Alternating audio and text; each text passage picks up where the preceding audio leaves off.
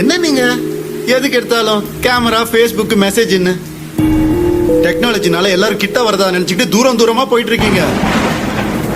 யாரும் மூஞ்சிய பார்த்து பேசுறது இல்லையடா. உன் ஸ்கூல் ஃப்ரெண்டு பார்த்து 10 வருஷம் ஆகுதுன்னு எங்கன்னு கேட்டா ஏதோ ஒரு பார்க்ல இருக்கான்ற. மச்சான், நம்ம எல்லாம் ஸ்கூல் படிக்கும் போது காலைல 7 மணிக்கு கிரிக்கெட்னா 7 மணிக்கு கிரவுண்ட்ல இருப்போம்ல. 6:30 மணிக்கு போய் பிச்சு ரெடி பண்ணுவோம். இப்போ ரீச்டா மச்சான், வேற யாரையும் மச்சான், கேன்சலா மச்சான், வாட்ஸ்அப்லயே பேசிட்டு இருந்தா கிரவுண்ட்ல யாரையுமே காணுமேடா. ஏன்பா ஹேக்கரு, உனக்கு ஃபேஸ்புக்ல எத்தனை ஃப்ரெண்ட்ஸ்? 4000. உதவின்னு கேட்டு பாரு, ஒருத்த வந்து நிக்க மாட்டான். ஃபேஸ்புக்லயே இல்லாத அம்மாவுக்கு ஹாப்பி பர்த்டே அம்மான்னு ஃபேஸ்புக்ல மெசேஜ் போடுவீங்க. அவங்களுக்கு எப்படா தெரியும்? அப்ப யாருக்காக இதெல்லாம் பண்ணிட்டு இருக்கீங்க? ஏதோ ஒரு பொண்ணு யாருன்னே தெரியாது, அவ கூட மணிக்கணக்கா சாட் பண்ணிட்டு இருப்பா ஃபேஸ்புக்ல. ஆனா அவளை போய் நேர்ல பார்த்து பேசினா அல்ல உனக்கு. ஏன்? ஏன்னா அது ரியாலிட்டி.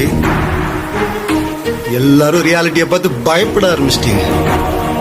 உண்மையான ஃப்ரெண்ட்ஸ், உண்மையான சந்தோஷம், உண்மையான ஆறுதல், உண்மையான பர்த்டே விஷனா என்னன்னு கூட தெரியாம வாழ்ந்துட்டு இருக்கீங்களே.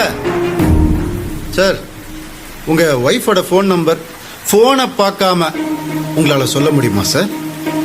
16 வருஷம் முன்னாடி அவளோட லேண்ட்லைன் நம்பர் எனக்கு ஞாபகம் இருக்கு. 22582999. ஏன்? ஏன்னா அது எனக்கு இங்க இருக்குது. உங்க எல்லாருக்கும் இதுலயே மனுஷனை மெஷினாக்க ட்ரை பண்றீங்க, மெஷினை மனுஷனாக்க ட்ரை பண்றீங்க. அதுதான் எனக்கு எதுக்குன்னே புரியல. மச்சான், உன் பையன் பேசல நீ எப்படி பேசுவான்? ஏன் பேசுவான்? அவன்கிட்ட பேசுறதுக்கு யாரும் இல்ல. நான் பேசினேன்.